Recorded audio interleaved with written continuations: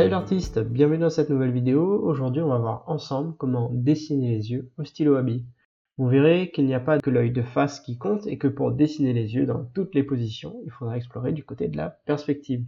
On verra notamment des astuces simplifiées pour visualiser dans l'espace, puis je vous parlerai des caractéristiques d'un œil, morphologie, positionnement de l'iris, etc.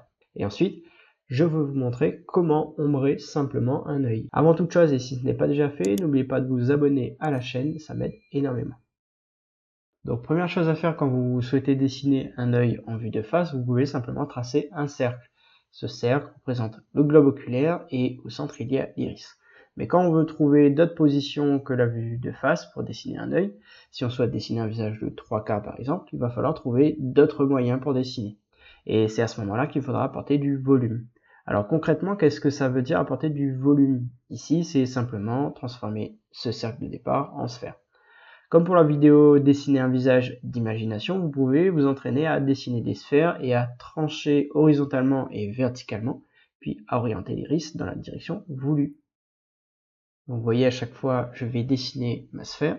Je vais ensuite trancher donc dans deux directions, orienter l'iris avec la flèche rouge, et ensuite la dessiner. Et voilà donc un dernier exemple avec une nouvelle orientation.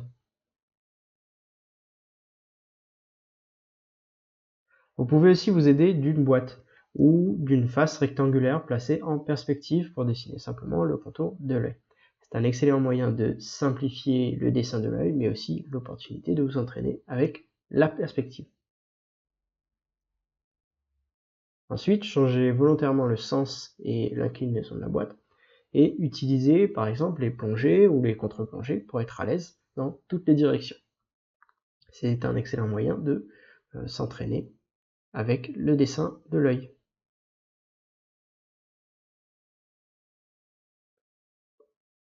Donc, dernier exemple avec cette dernière perspective. Vous voyez, je trace d'abord la boîte, ensuite le centre. Je vais ensuite dessiner simplement l'iris. Et je peux ensuite faire bien attention avec la flèche rouge à l'orientation de mon œil et de mon regard. Mais attention tout de même, car le globe oculaire est courbe.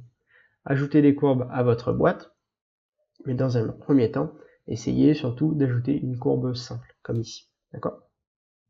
Ensuite, vous pouvez simplement vous entraîner à dessiner le contour de l'œil directement sur cette courbe. Vous pouvez aussi ensuite vous entraîner à une double courbe. La double courbe n'est ni plus ni moins qu'un prélèvement d'une partie du globe oculaire.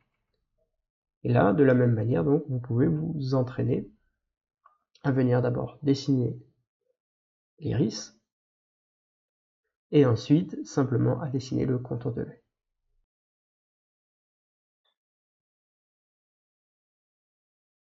Comme ceci.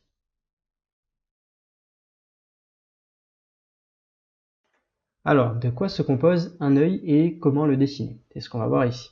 Un œil est tout d'abord composé d'un globe oculaire sur lequel vient se dessiner l'iris et au centre se trouve la pupille. Autour, vous avez tout simplement des muscles et de la peau qui sont plutôt flexibles. Du coup, la première chose à faire quand vous souhaitez dessiner un œil, c'est simplement de réaliser une sphère. En vue de face, le diamètre du globe oculaire est environ 2 fois et 1/4 plus gros que l'iris. Il faut donc faire en sorte que l'iris soit toujours plus petit que la moitié de la hauteur du globe oculaire. D'accord ? Pour un regard normal, c'est-à-dire droit devant, vous verrez que les paupières inférieures et supérieures auront tendance à toujours recouvrir légèrement l'iris. Bien souvent, la paupière supérieure recouvrira davantage l'iris de quelques millimètres, mais ça dépendra de l'expression et de l'orientation du regard. Un regard vers le haut amènera l'iris à monter et à se détacher de la paupière inférieure, et un regard surpris de manière exagérée fera monter la paupière supérieure et la détachera de l'iris. Si on regarde maintenant en une vue de profil, on a la cornée qui donne à l'iris cet aspect bombé. C'est justement cette partie qui reçoit la plupart du temps ce reflet très lumineux caractéristique des yeux. Ensuite, la paupière inférieure et supérieure viennent englober l'iris. Et vous noterez bien qu'elles ajoutent une épaisseur supplémentaire par rapport au globe oculaire. D'accord ? Alors, je corrige immédiatement mon dessin car en effet, la paupière supérieure doit être dessinée plus en avant par rapport à la paupière inférieure. Avec l'avancement de l'arcade sourcilière, cela permet de protéger l'œil du soleil direct. C'est un peu comme une sorte de casquette, une sorte de protection contre le soleil. Maintenant, pour la forme de l'œil, comment ça se passe? Eh bien là, c'est en fonction de l'ethnie. Je vous mets en description une illustration que j'ai réalisée pour l'occasion et qui regroupe les différentes formes pour dessiner les yeux.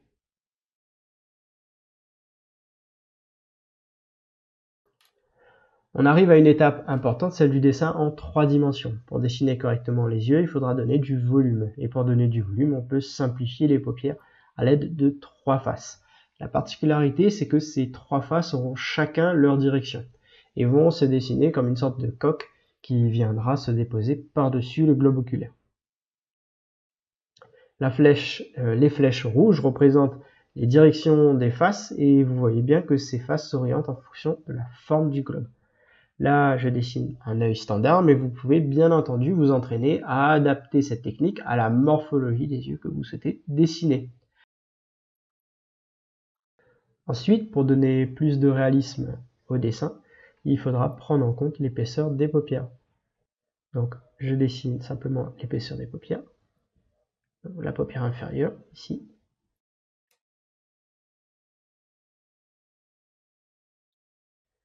Et je marque ensuite donc les 3 faces de la paupière supérieure.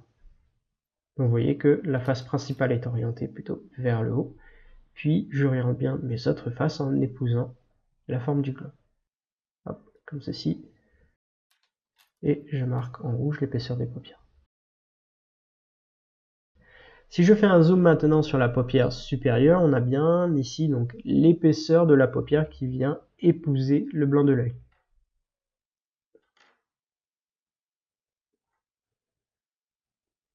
On a donc une certaine épaisseur.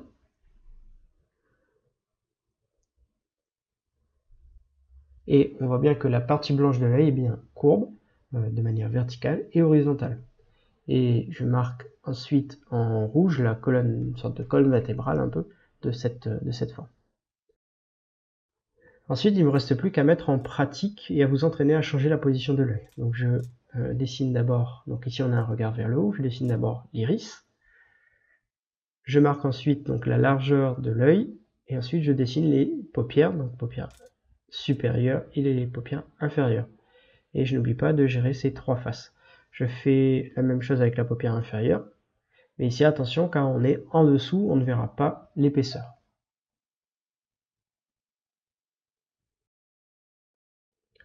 Je fais la même chose maintenant avec une vue, avec un regard orienté vers le bas. Donc là, vous voyez que on ne verra pas la paupière, l'épaisseur de la paupière supérieure, mais plutôt l'épaisseur de la paupière inférieure.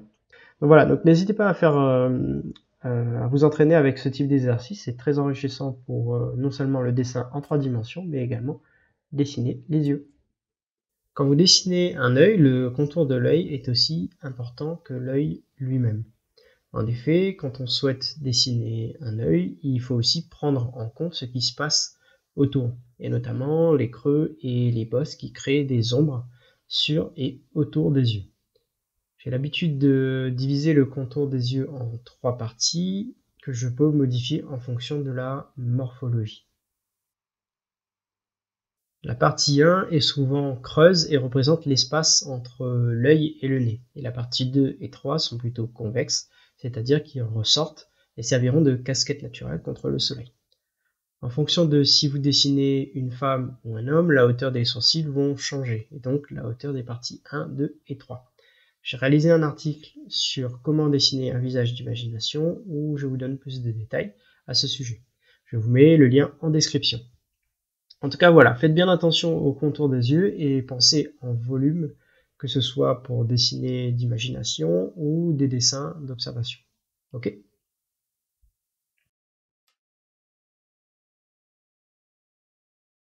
Dernière étape maintenant, celle du positionnement des ombres. Je réalise là encore un croquis simplifié. Ça sera plus facile de vous montrer les fonctions des ombres. On va voir 2 cas de figure classiques, celle d'une lumière arrivant d'en haut et une autre configuration où la lumière arrive par le bas. Ici, la première chose que je fais, c'est que je positionne l'ombre de l'arcade sur la paupière.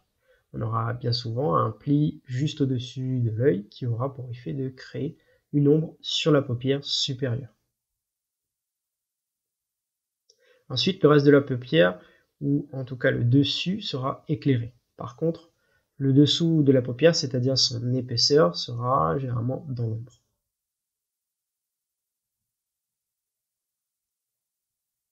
La paupière inférieure, la partie basse, sera légèrement dans l'ombre. Si la paupière inférieure est peu creuse, l'ombre sera plus légère. Et s'il y a beaucoup de cernes ou de rides, alors l'ombre sera plutôt forte. Notez bien que l'épaisseur de la paupière inférieure reçoit la lumière de plein fouet, alors elle sera éclairée.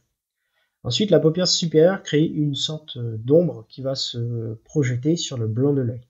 Et bien souvent, quand cette ombre va passer sur l'iris, elle rendra l'iris très sombre.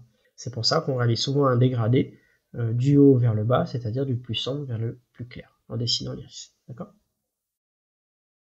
Enfin, la dernière chose, c'est que le blanc de l'œil va aussi avoir une partie dans l'ombre et une partie dans la lumière. On l'a vu plus tôt dans la vidéo, le blanc de l'œil, c'est tout simplement une sphère. Donc, dans une configuration classique, je rajoute une ombre légère de chaque côté de l'œil. Ça va renforcer le côté arrondi de l'œil. Voilà.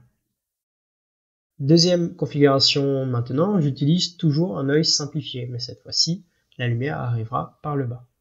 Là, c'est assez simple, car on va faire l'inverse de ce qu'on a fait précédemment. Le bas de la paupière va recevoir la lumière, donc par conséquent, son épaisseur sera dans l'ombre. Je rajoute la projection de l'ombre de la paupière sur le blanc de l'œil. Et ensuite, l'ombre sur le blanc de l'œil.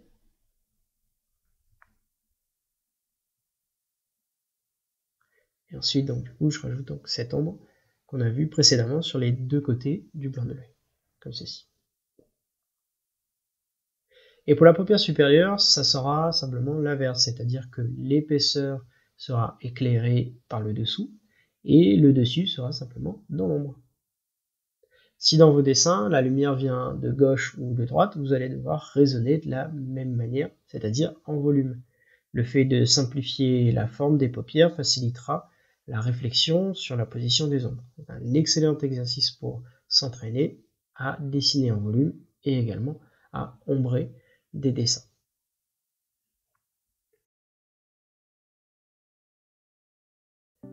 Et voilà, donc pour terminer, je vous laisse avec une petite mise en pratique. Donc il s'agit du dessin d'un œil d'imagination qui reprend tout ce qu'on a vu ensemble dans cette vidéo.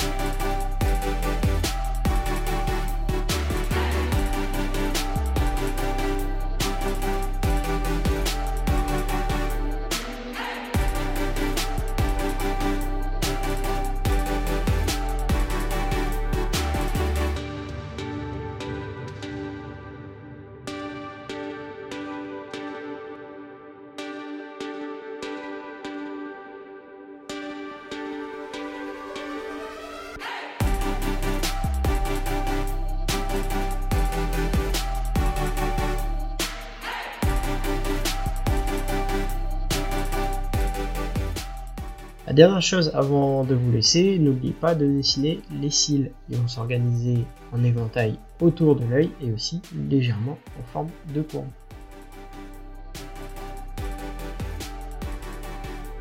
Et voilà, c'est la fin de cette vidéo. Si ce nouveau tuto vous a plu, n'oubliez pas de mettre un j'aime en dessous de la vidéo. Vous pouvez aussi la partager. Si vous avez d'autres astuces pour dessiner les yeux, je vous invite à les partager en commentaire.